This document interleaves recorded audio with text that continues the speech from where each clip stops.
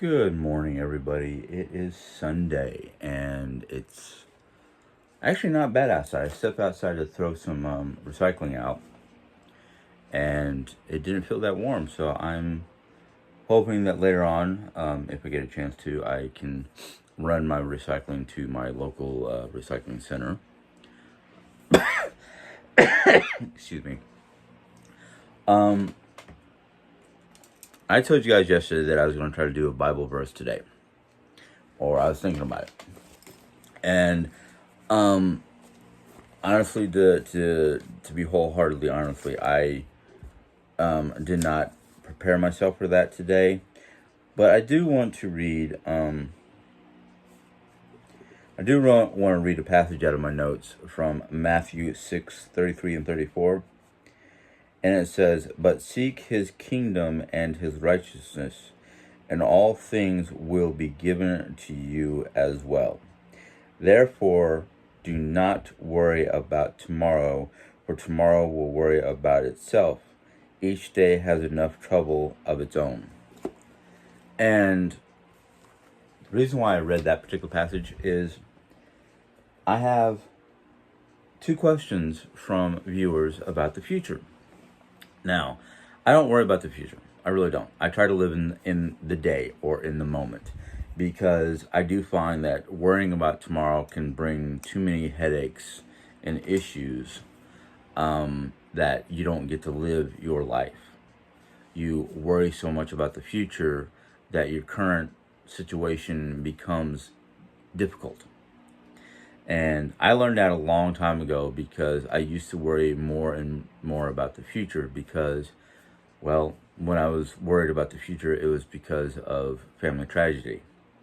I've talked about that tragedy multiple times. I'm not going to repeat it. But I started becoming more and more concerned about what my future is going to be like. Where's my future headed? How am I going to become a man because my father wasn't with us anymore? Things of that nature. And I realized that I was doing that so much that I was missing what was going on around me. I was missing the fun that I could have had in high school. I was missing, a lot of different things. Missing different opportunities. Back in my 20s, I could have, I could have joined the military and be better off. But I knew back then I was having too many health problems. That just the factor of bronchial asthma, seasonal, would disqualify me right off the bat. I was kind of surprised that my bronchial issues and whatnot subsided enough for me to try to join the military in my late 20s, early 30s. No, late 20s. Yeah, by my early 30s, I was getting married. But, I tried. So I have to give myself kudos for that. But yeah, I missed a lot of opportunities in my 20s, and late teens and 20s, due to my concern about the future. And before I met Jerry Ann, I was focusing on the now, the day, not what happened yesterday, not what could happen tomorrow. I was worried more about the day. And well, Jerry Ann got me to understand that, yeah, there are certain things about the future that you have to be kind of concerned about, but not so concerned that it makes you agitated or worrisome to the point where you're not dealing with the day, or dealing with what's important. So there's a difference between worrying about what's important, like your finances, you're paying your bills, how much money do I have to have in the bank so I can pay my bill on time. I'm pretty sure it wouldn't hurt to if you had the money to pay your bill early, because you get that credit. But there are other things to worry about each day, like what are we having for dinner, or what are we having for breakfast, who's coming over, things that has to pertain to that day. Like today. Today, our friend from Texas will be arriving. She's going to be up here for about a week.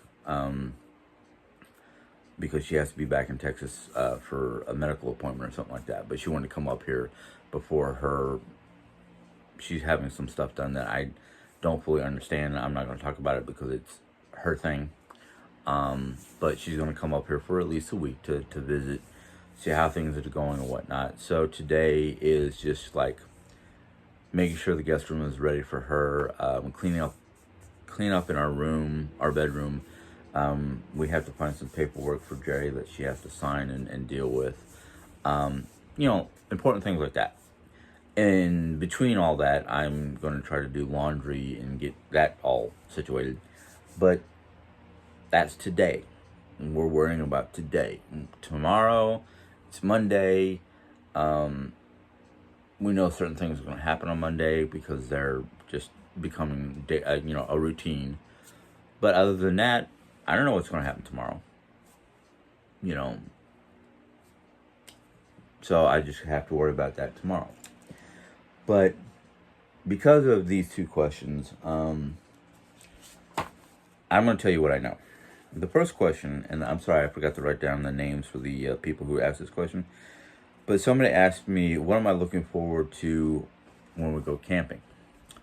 Well, when we can finally go camping probably after July, might not even happen until next year. Don't know. It depends on a lot of things in July.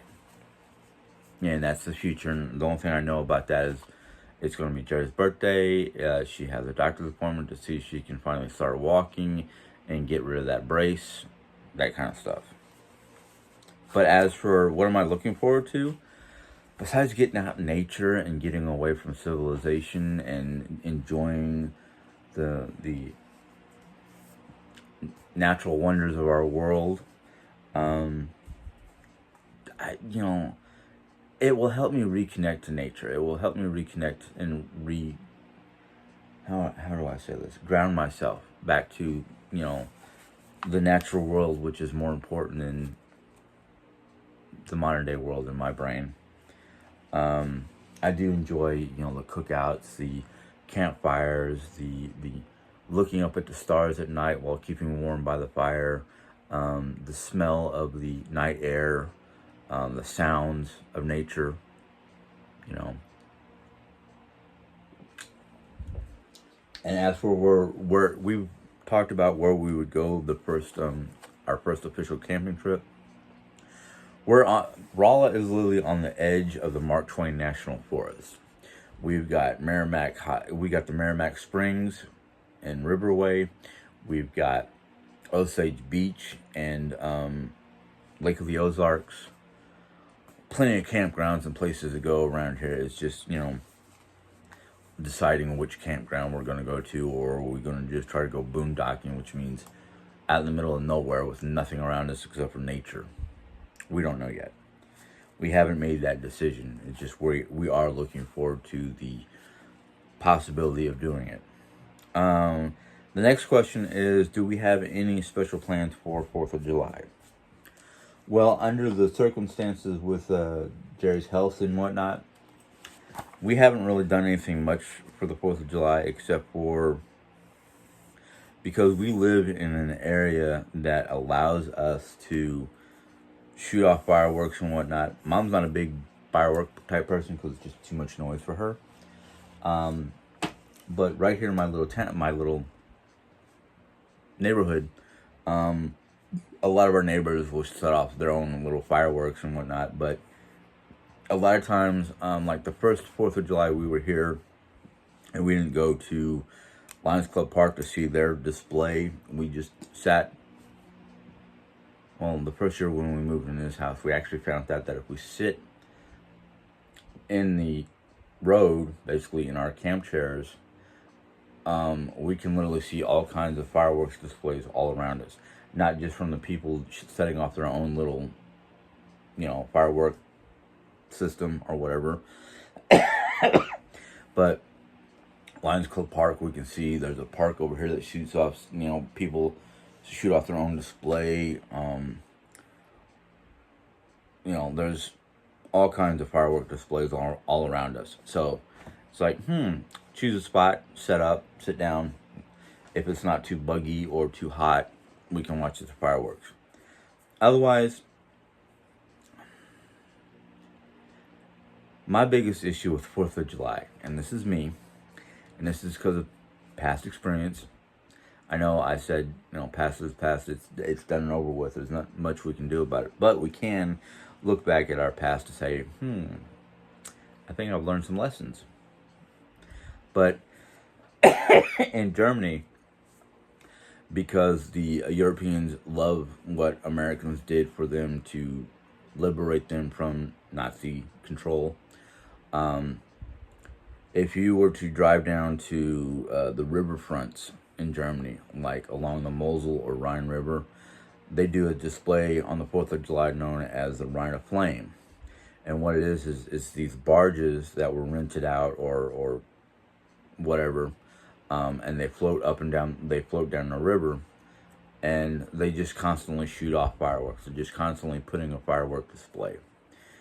And a lot of those barges that are rented by GIs or the U.S. government to not only celebrate 4th of July but put on a show for the locals, they would stop at certain cities that are close by to American bases, and they would just put on a big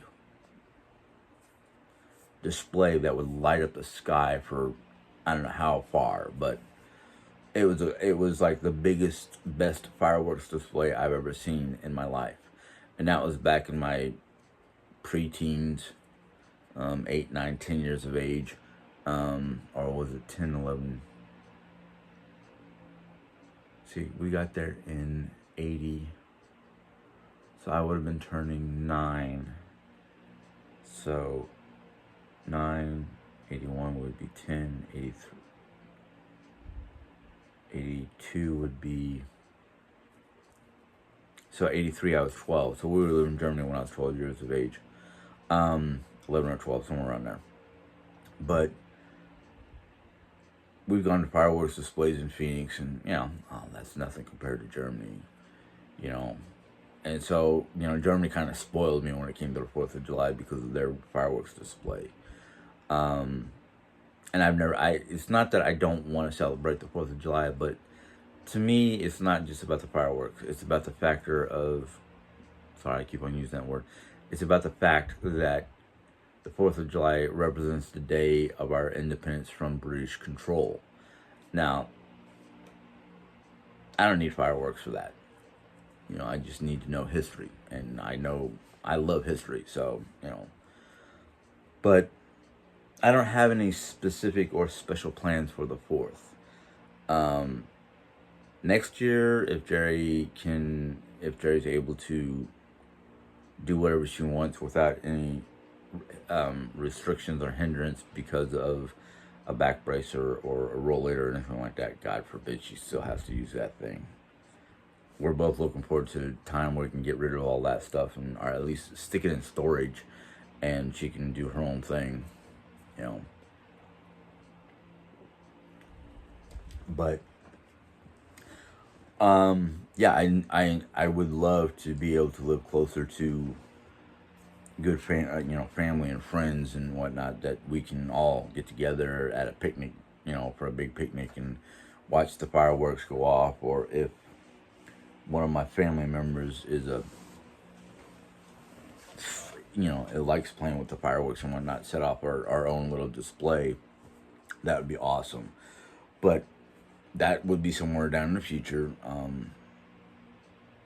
I don't know if it's going to happen or not. So I just go, I don't think about, trying to think about what's going to happen next Saturday or next Sunday is one thing, but trying to think about what could happen a year from now is just like, that's stretching my imagination too far. And I don't want to do that because in my experience, when I start trying to plan for the future and things don't go the way I plan, I get highly disappointed and just down.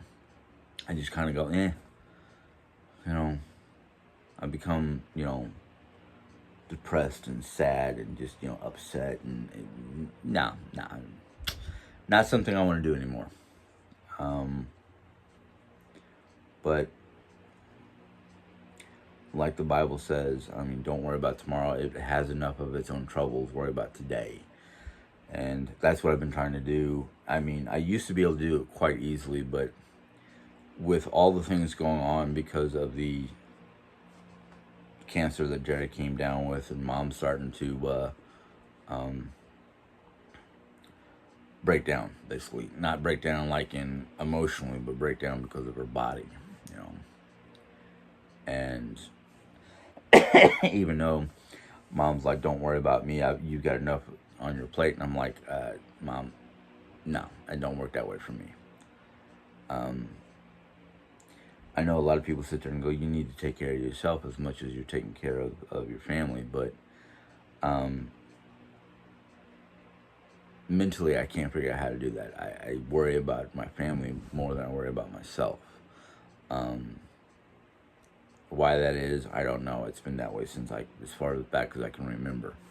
I think that's part of my problem is, one, I wear my heart on my sleeve, and two, I will take care of anybody and everybody that I feel I can.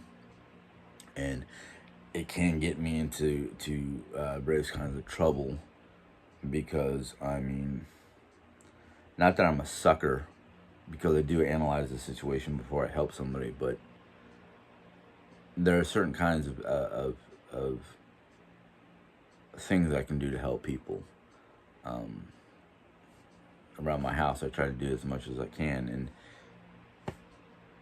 and not that I'm complaining or anything like that, but once again, I'm not totally done with my office, and I'm starting to pile bags of giveaway camp gear I need to straighten out behind me.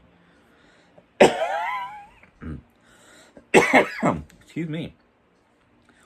An old trunk that belonged to a family member that is, it was their toy chest.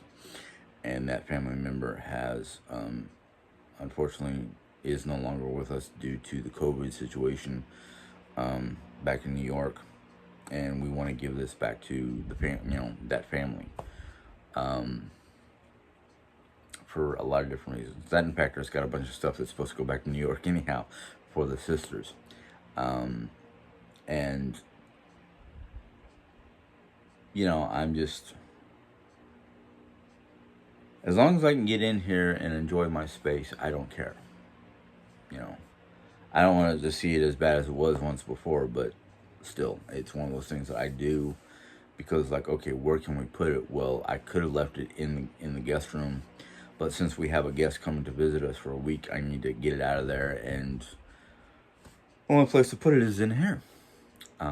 But it's nice and neat and organized, and it's not going to cause me a headache or stress me out because it's just, is like I like to say about a lot of my stuff, it's organized chaos.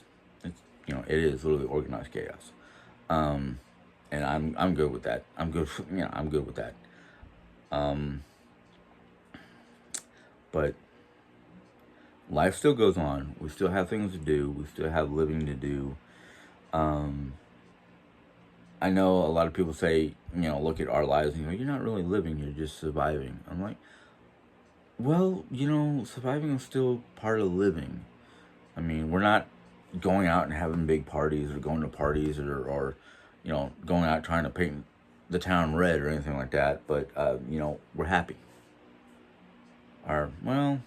Yeah, I say we're happy, but we could be happier depending on, what we do or situations. But you have to learn how to roll with those punches. It's part of life. It's part of learning how to deal with things. Is learning how to deal with the punches. But things could be better. I'm trying to get myself a doctor's appointment to deal with this cough. That's one of the things I have to worry about doing tomorrow. There's a lot of things I got to do tomorrow. Tomorrow's going to be a very busy day for me. The house is going to be full tomorrow because we have our friend Lisa visiting from Texas. We have the home health aide coming in, unless Doris decides otherwise. We have, I think she has either a PT or OT person coming in tomorrow. but yeah, it's going to be a full house. It's going to be interesting to, see, deal, whatever. But that's tomorrow. I'll worry about tomorrow when it comes. It's just, I like knowing. Sometimes I like knowing what's going to be happening or what could happen. But at the same time, it's kind of like, it's going to happen whether I know it or not. Because, it's just the way things are. But what was? Oh yes. Being today is Sunday, I wanted the conversation to kind of be church-based or biblical-based. I know I've said a lot of things about how I feel about churches. I am not exactly happy with the way the churches are running, the established church, as some people want to say. But that's my opinion.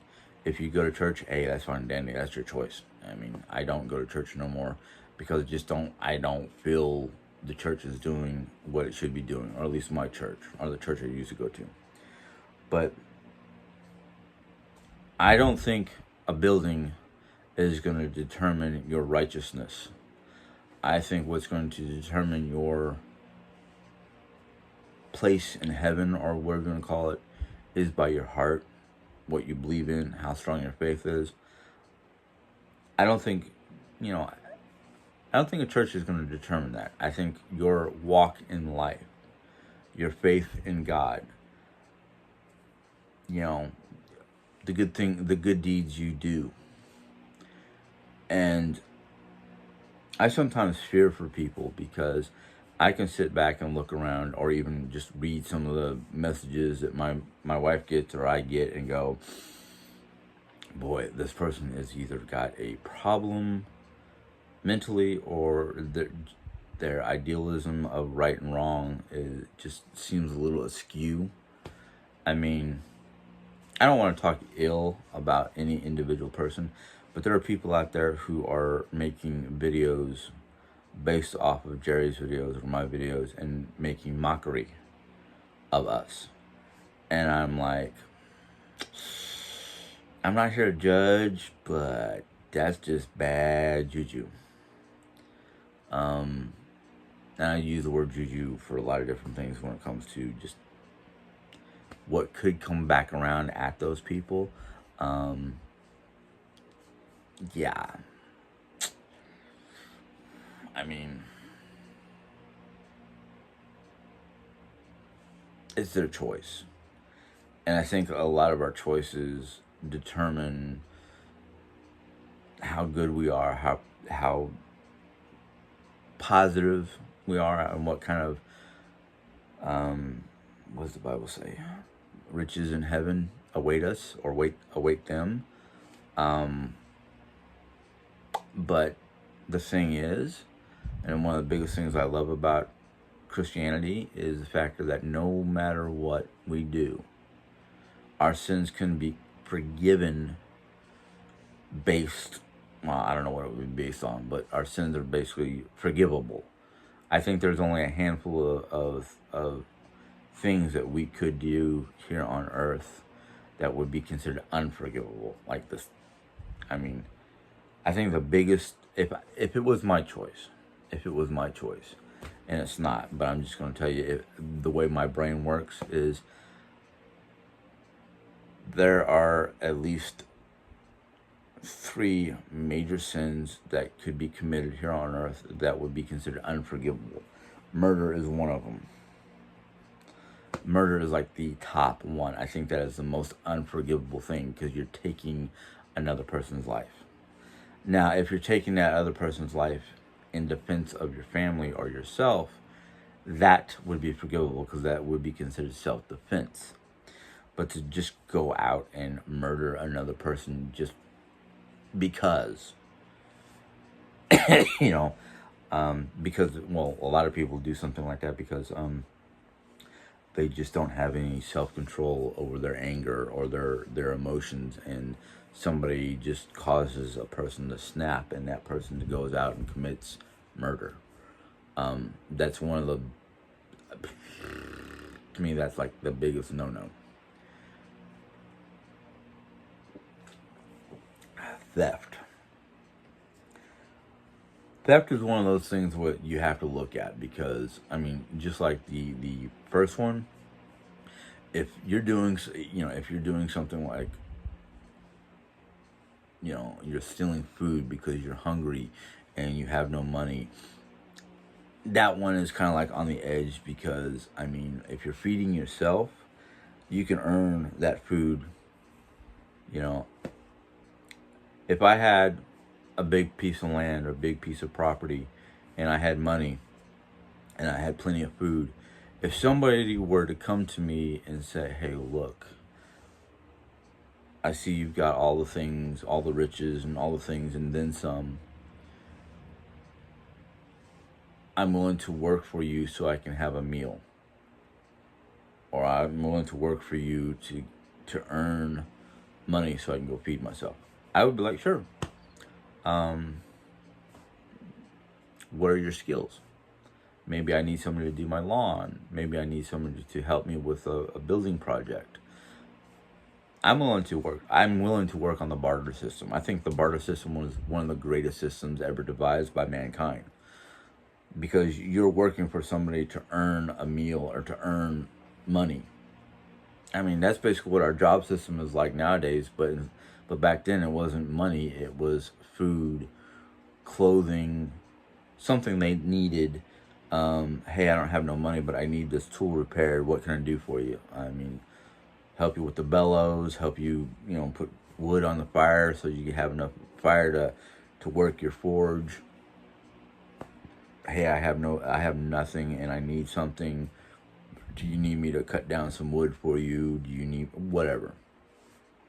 It was one of the greatest things, because like, you need something, I have it, you can earn it from me or trade for it, that kind of thing. I think that was the greatest thing, because it kind of cut down on the need for a theft. But nowadays, because of the way things are, I mean, just to steal something for the sake of having it, it makes no sense. There's ways to earn it. I'm going to use the term that I heard one day, per diem, which basically means to earn something per day. I've never had to work like that, but I know a lot of people who do.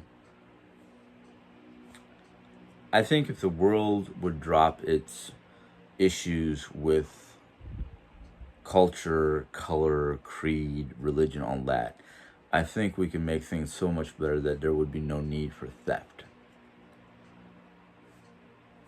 I've never I've never stolen anything. I borrowed stuff and gave it right back, but I let the person know that I was borrowing it. I didn't just walk up and go, oh, I need this, and then come back later saying, here's your tool back, or here's your whatever back, because I needed to borrow it. I've never had to do that. I've always asked.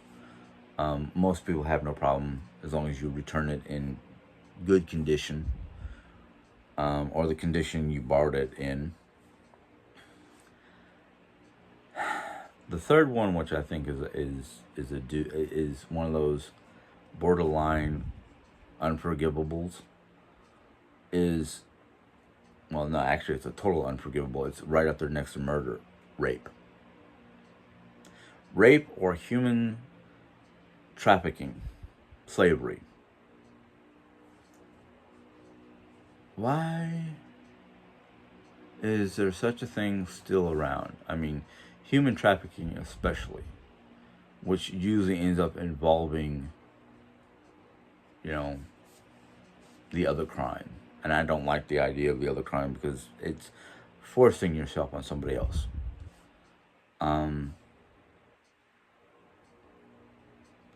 Anything like that it just creates more problems than it's worth, because for the victim, it's that trauma.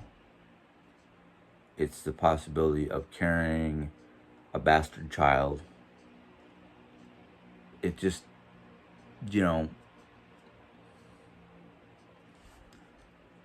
there's no reason for any of that. I mean, it might have been something that was rampant way back in the dark ages, as we want to call it. But nowadays, I don't see the sense of it. It's one of those things where it's like, why? But I think I'm more worried about the victim more than the person who committed the crime, because not not only does that person now have to deal with the growth of an unwanted child in their body, it's the trauma of the event. There's just the psychological side of it is, I think, worse than the physiological side of it, because the physiological side will go away. It will heal eventually.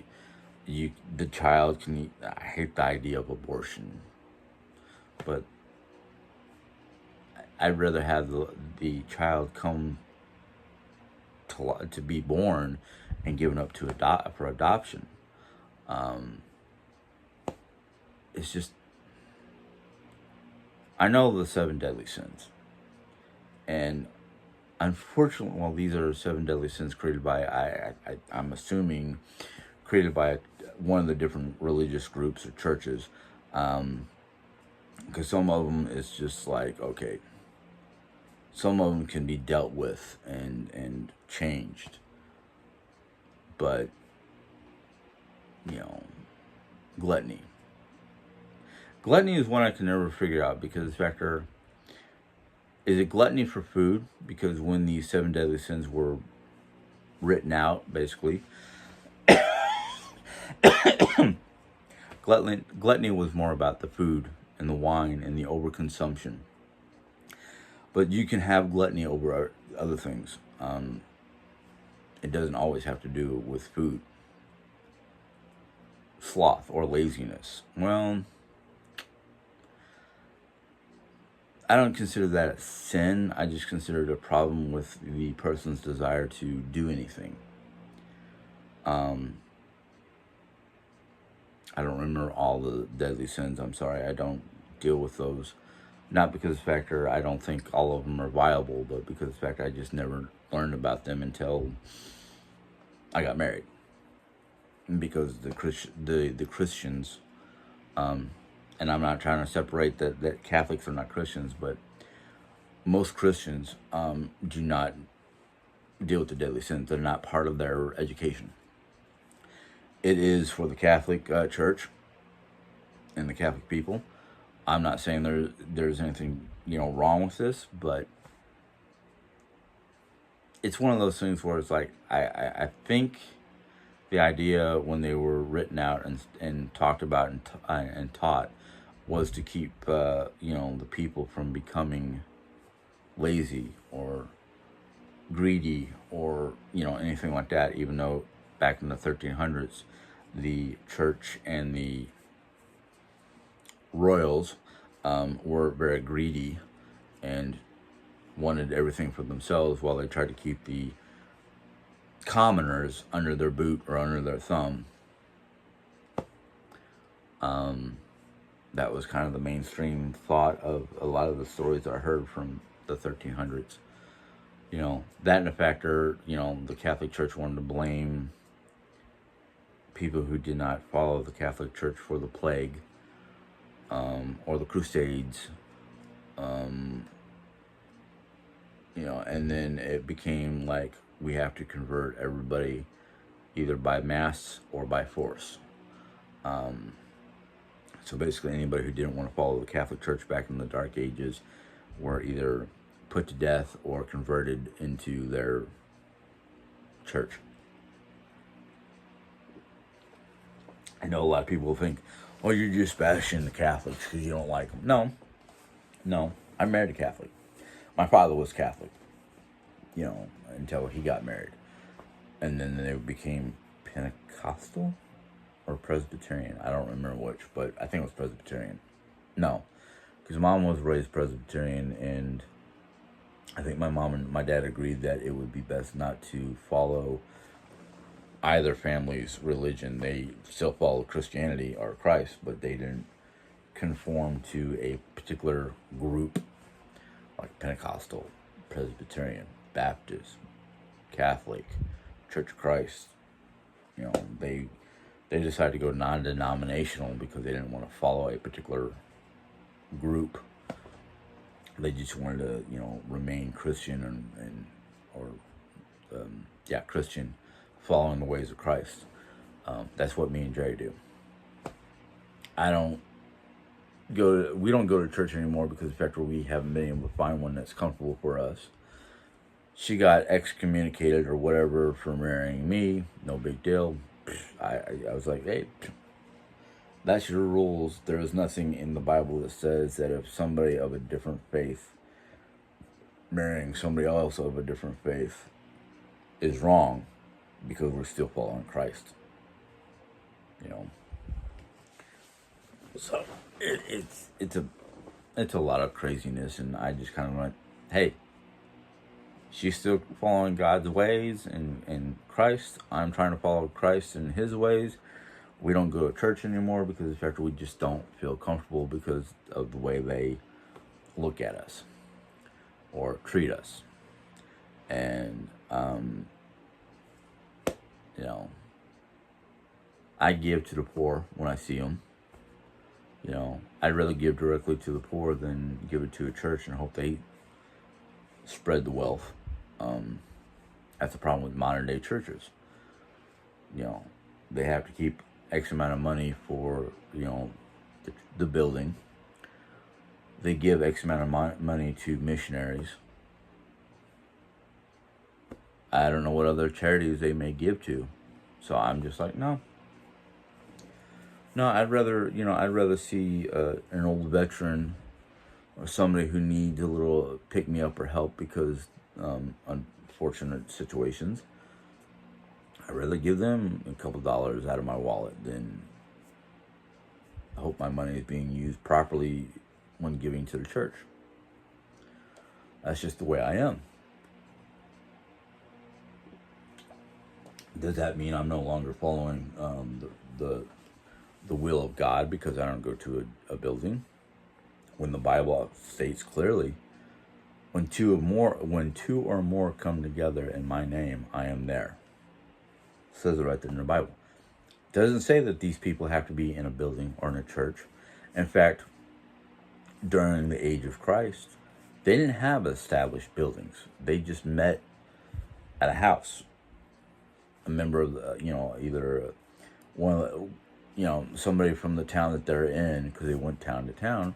Somebody in that town went, oh, come, stay with me, break bread with me, have services in my home. In fact, it even says in the Bible that Jesus went to the synagogue or the temple and found in the temple people selling various animals for sacrifice, because they did sacrifices back then. And Jesus got so upset he flipped the money changer's table in outrage and rebuked that particular synagogue or temple.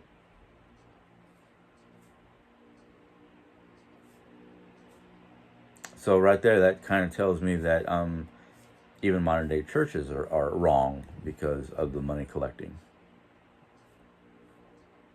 But the Bible also says we are supposed to tithe to the church or to the whatever.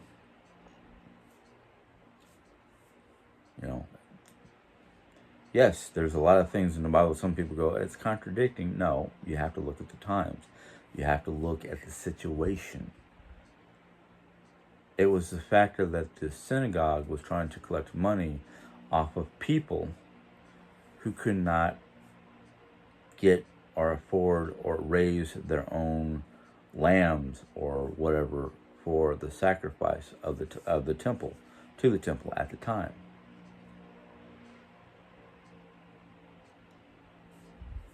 That's what outraged Jesus the most, was the factor instead of, helping the people get a, sacrifice, a burnt offering They're going to sell it in the church.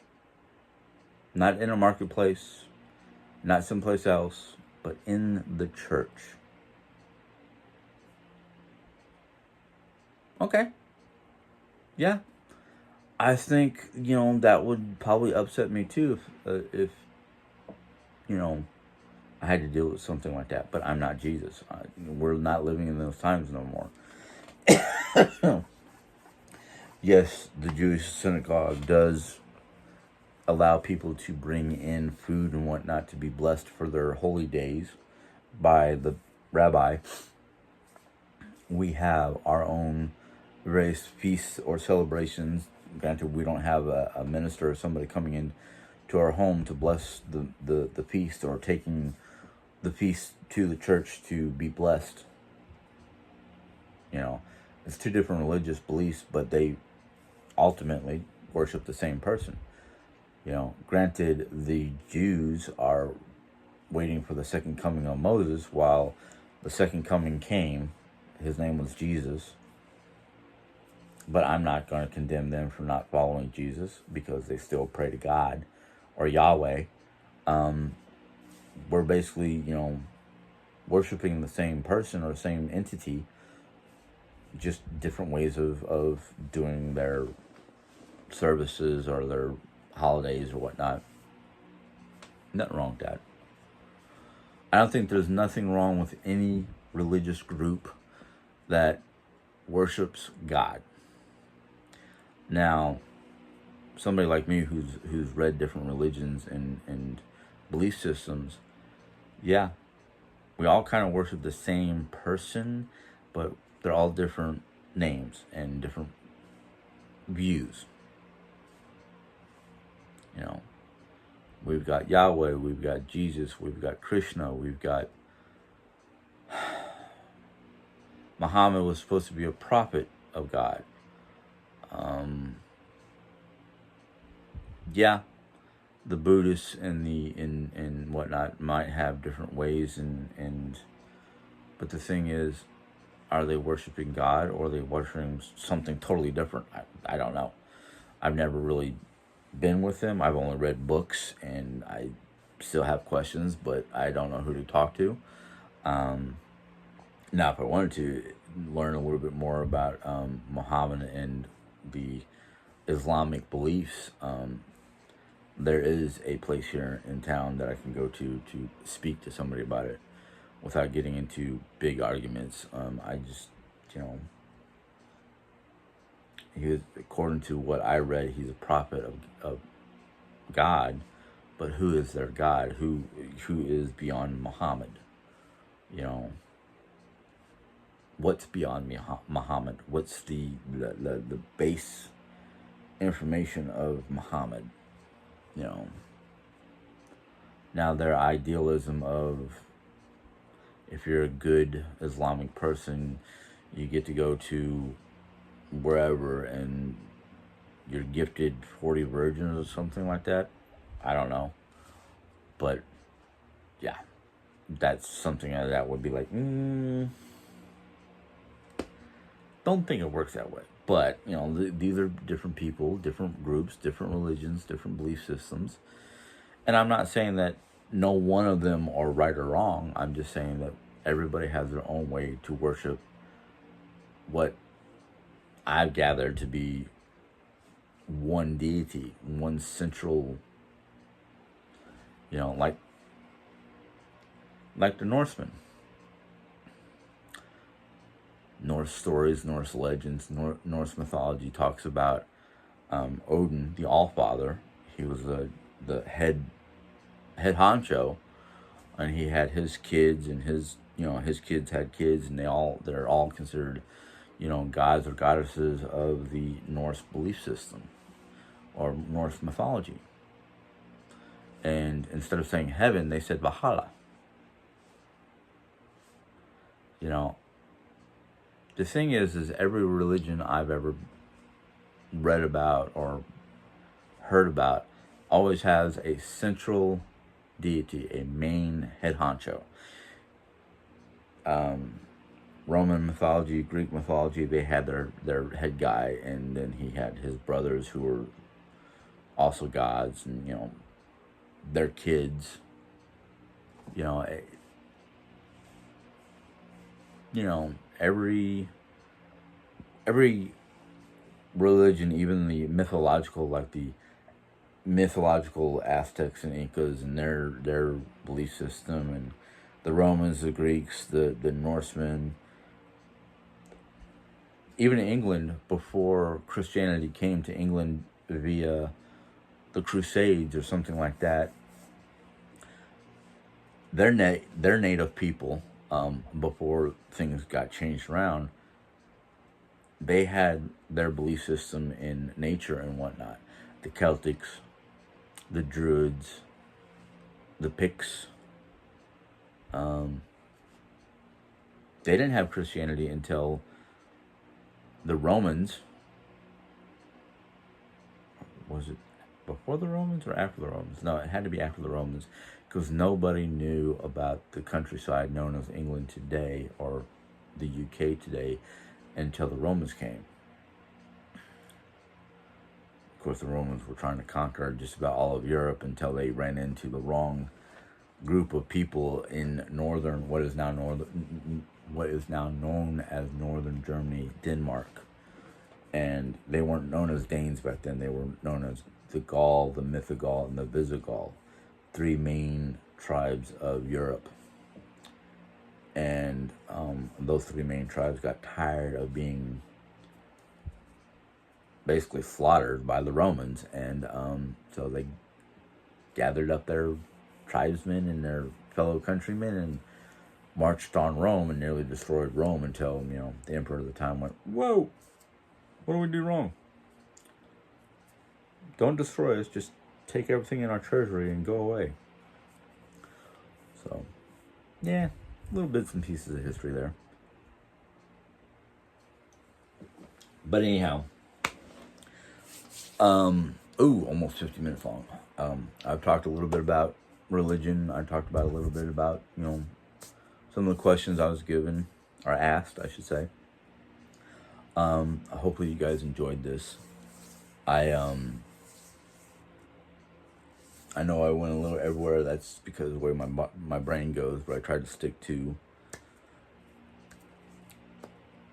religious-based history. I know some people might get a lot of things twisted or mistaken or misunderstood, which happens. A lot of things happen. So I'm going to end this with a simple telling. I know I study a lot of different religions and a lot of different cultures, especially anything that is evolved around my ancestry. Does not mean I'm following a different religion. Does not mean I am practicing heathenism or paganism or anything like that. I am my roots are strongly based in Christianity. I've just seen things and know and feel differently than most people do, because they're so focused on today's world or today's religious methodology. I like to know my histories. I like to know my roots. I like to know where things are based from. Because one of the things I have learned in my 50 years is there's two sides of a coin, and most people only see the bright, shiny side. They don't look at the other side, which might be a little tarnished and scarred up and marred up, but it's part of the coin. It's part of the histories. And I know a lot of histories are written by the victors, and very little is known about those who were conquered or removed from, sight, basically. And that's the side of the coin that I like to look at the most, because a lot of times the treasure of knowledge or the treasure of whatever you're seeking is usually under the tarnished, marred part of the coin. So in order to know history in the way history should be known, you have to look at both sides of that coin. And that's exactly what I do. But just because I find out that underneath that tarnished part of the coin, there's blood, guts, gore, and things that most people don't want to deal with. It's part of the history of that coin. So, yeah, I like looking at both sides. I hope that by me looking at both sides and trying to talk about what I know or what I've studied or what I've read, it helps enlighten others. It does not mean I'm trying to steer people away from Christianity. I'm just trying to show you that there is more out there than just one side of the coin. So, with that, I will bid you guys a good day. Hopefully you enjoy the rest of your Sunday. I will see you again tomorrow. But in the meantime, if you want to, you can put a thumbs up or thumbs down, your choice. You can make comments or questions in the comment question box. And if you're not a part of my channel and want to be, you can hit the little subscribe button. And once you hit that subscribe button, a little bell will pop up. When you click on that bell, YouTube will inform you of my next video. So until next time, hopefully you guys have a good day. Enjoy. Bye.